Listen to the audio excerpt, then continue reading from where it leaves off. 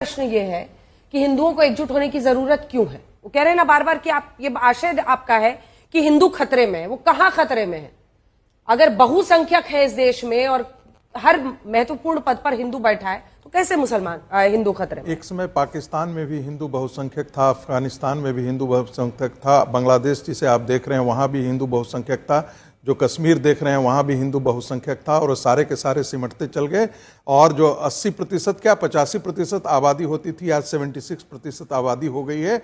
आप देखें हैं पूरा नॉर्थ ईस्ट कन्वर्ट कर दिया गया, और वहां के एजेंडा और क्या हो गए हैं ये बताने की आवश्यकता नहीं है। और मुझे लगता है मोहन भागवत जी और नरेंद्र मोदी जी दोनों इस 2024 के रिजल्ट से उन्होंने जरूर दो चीजें जरूर सीखा होगा। एक कि इस देश में वोट जिहाद हुआ है।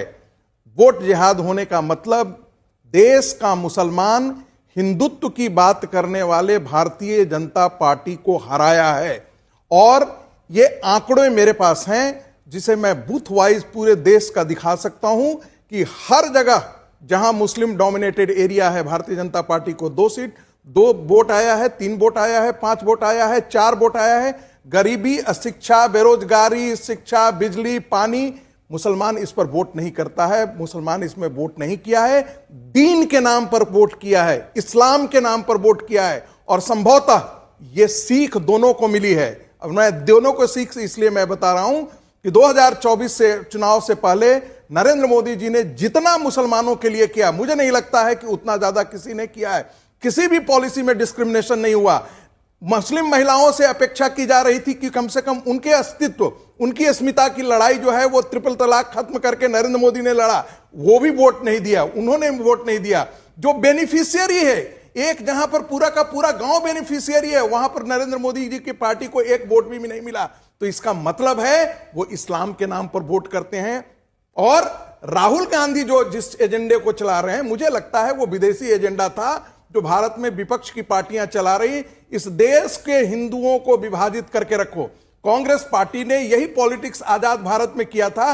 20% संगठित उनको मुस्लिम वोट बैंक होता था और हिंदू वोट जो है वो जातियों में बिखरे होते थे। 35%, 36% वोट उनके लिए सत्ता में लाने के लिए काफी होता था। भारतीय जनता पार्टी और खासकर राम मंदिर मूवमेंट के बाद हिंदू कंसोलिडेशन हुआ जो कि उनके पराभव का कारण बना। हिंदुओं में एक एकजुटता आई और उनको पीट करके बाहर निकाला।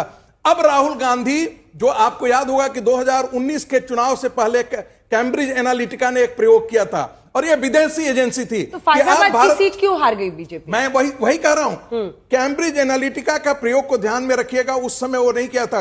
राहुल गांधी मुसलमानों के बीच में जाने के बाद मुस्लिम लोगों ने कहा कि आप सॉफ्ट हिंदुत्व का एजेंडा के लिए हम तो आपके साथ खड़े ही हैं, आप हिंदुओं को तोड़ने की कोशिश कीजिए।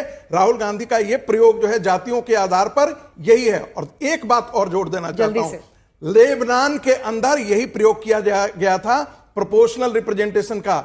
यह 1926 में प्रयोग किया गया था। लेबनान में क्या हुआ था, पहले वहां पर जो है वो क्रिश्चियन मेजोरिटी स्टेट हुआ करता था, आज वो मुस्लिम मेजोरिटी हो गया, क्योंकि कम्युनिटीज आपस में कंटेस्ट करते हैं कि कौन ज्यादा जनसंख्या पैदा करे। इस्लाम की जनसंख्या इस देश में 9.6% थी 1950 में, पहला सेंसस के बाद। आप ध्यान रखिएगा, छोटा सा जवाब तो इस देश में वोट जिहाद नहीं होगा तो क्या होगा? और यदि मोहन भागवत जी को लगता है, मोहन भागवत जी ने कहा था डीएनए एक है, राम और रावण का भी डीएनए एक था। रावण और कुंभकर्ण दोनों का डीएनए एक था।